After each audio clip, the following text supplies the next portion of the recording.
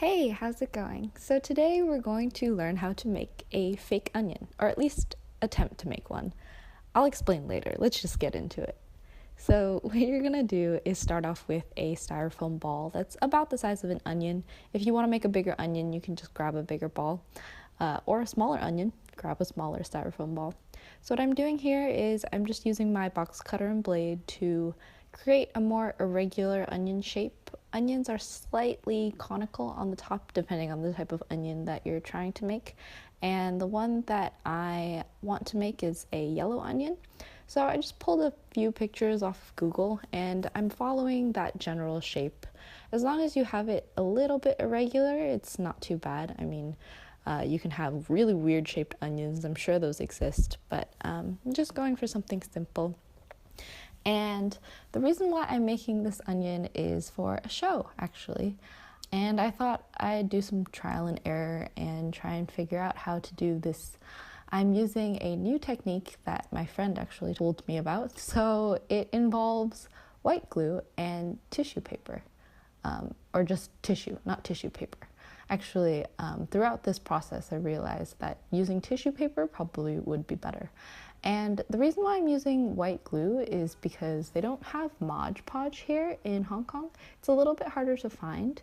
And I've actually never used Mod Podge before, or at least not to my knowledge anyways. Maybe I used it when I was a kid. So I'm just going to use plain white glue, which you can find quite easily. So as you can see, I'm using this big brush, but I give up halfway because this brush is terrible.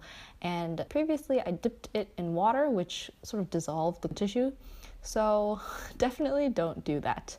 So I'm going to fast forward through this part because I definitely make a lot of mistakes and it doesn't work out, and I end up kind of scrapping the whole thing and starting over. It gets really messy. There's a lot of Kleenex stuck to my fingertips and it's just not great. So we're gonna move on from that.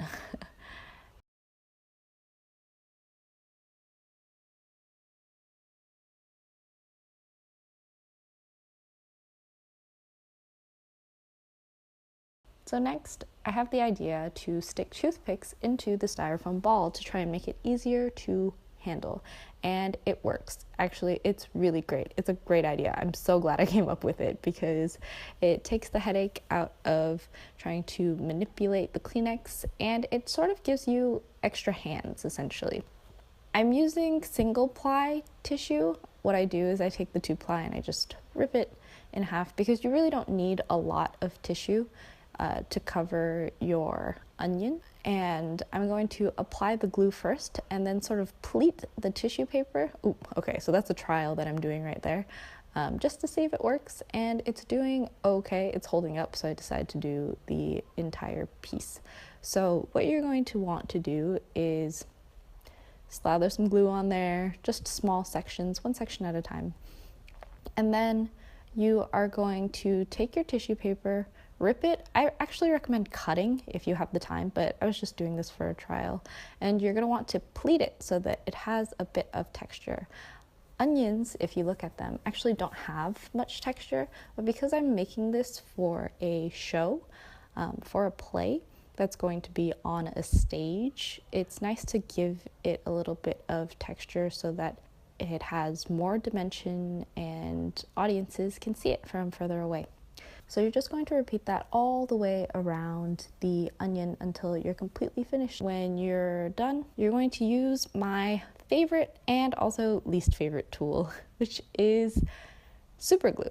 So this is AA glue or Aran alpha glue, and it is an instant adhesive, which means that it dries right on contact pretty much, and it is gnarly stuff. I don't know if you can see, but after applying the super glue, there is some smoke that sort of comes out of the thing that you're gluing, and it stinks. It smells really bad. It also sticks your fingers together like skin on skin. If you get that stuff stuck to you, then you're kind of in trouble. So be very careful with this stuff. Make sure you're in a well-ventilated area. I was near a giant window, so yeah, just be careful with that stuff. It's great. It makes everything that you're gluing actually super hard, which is really nice. It's really durable, especially, for actors. But it is gnarly stuff, so do be careful. And it makes tissue paper into like a solid rock. So what I'm doing is sort of cutting the top and then making it into a more organic shape, into a shape that I like. Then I'm gonna put a ton of super glue on there so that it stays hard. And now it's time to prime your onion. If you want a white onion, you can stop here. Because I used tissue that had patterns on it, I'm going to prime my onion first. And I want it to be a yellow onion, so it's good to start off with an all white base. So I'm gonna do that, prime it with some gesso. Gesso is really nice because it's great as a primer and it gives it a nice texture, perfect for your paints to go on. And then I'm just gonna mix some colors. I'm using references off of Google Images that I found. If you want to get super accurate, you can actually buy an onion and then just match the colors to the onion. But I did not do that because I figured it wouldn't be too terrible if I did it off of the internet, and I wasn't as prepared as I thought I was going to be. I didn't plan on making this on this day, but I figured why not? I wanted to take a break from the other things that I was doing, and I figured it'd be a fun project just to try out. This method is really cool, and I think it's really interesting to try methods that other people have had success with. And I hope you can't hear the fan on my computer because my computer is heating up. All right, well, let's continue. So the colors that I mixed are a base color, which is sort of like a whitish yellow with a slight tinge of brown, because if you look at an onion, it kind of has this undertone of yellow and brown because the inside of the onion is white. But as you get further away from that, the skin starts to become more prominent. So you're going to start off with that whitish off-white base color always. So you're going to do that. It's a little bit patchy, as you can see, because onions aren't a single color. So you want to give the onion as much texture as you can. The base layer should have variation so that when you put the other layers on top, there is that variation in the bottom to give it a fuller look. So moving on, we're going to do the second layer, and this is more of a browny orange color. It is still a little bit lighter. Again, you can just look at onions or photos of onions for color references. To sort of get a feel of what your onion is going to look like. And it's good to break it down so that you can see where the layers should go, which layers go on the bottom and on the top, and the type of variation in color of an onion. You also want to be wary of the highlights and the shadows. So what I'm doing is I'm keeping sort of the bottom third of the onion at a more light color. So I'm not painting that second layer over the first layer in the bottom third so that I can give the onion a little bit more depth. A lot of this highlight and shadow will have to do with actual lighting of the onion.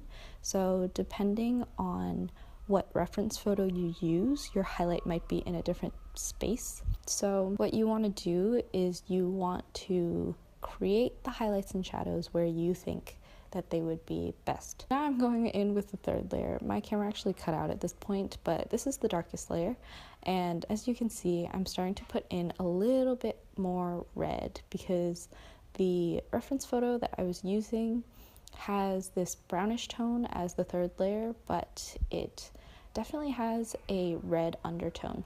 And so what I'm doing is I'm using a very light hand, and I am using a lot of water with this brown. So it glides on the top and just creates that nice sort of semi-translucent look. Now this doesn't super work because I didn't let my layers dry enough in between, but for the first attempt, I think it turned out quite well. It's definitely more of an onion for the stage than an onion for your countertop, but yeah, maybe try out different variations, different textures, or actually, if you really look at an onion, it doesn't have any texture at all. It's quite smooth, and then it really relies heavily on your painting skill to create that depth. So maybe try that as well. I think that might be something that I'll try next, and if I do, maybe I'll make a video on it and let you guys know. But that's it for my, I guess, onion tutorial exploration. I hope you enjoyed it, and I'll see you in the next one. Bye.